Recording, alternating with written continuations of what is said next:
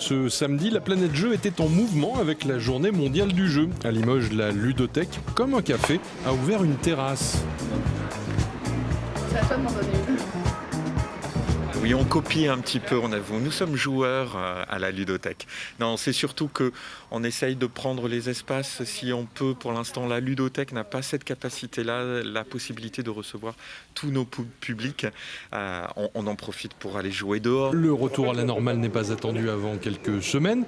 Le click and collect est encore en vigueur. Il y a un mouvement dans le bon sens, on va dire, c'est-à-dire qu'il y a ce système de click and collect qui devient du prêt sans rendez-vous. Donc ça y est, on commence petit à petit à revenir à la normale. Pour le jeu sur place, on attend patiemment encore pour l'instant quelques jours pour courant du mois de juin. On espère en tout cas revenir à quelque chose de plus classique et retrouver cette ludothèque qui n'attend qu'une chose, c'est de retrouver ses enfants et ses familles.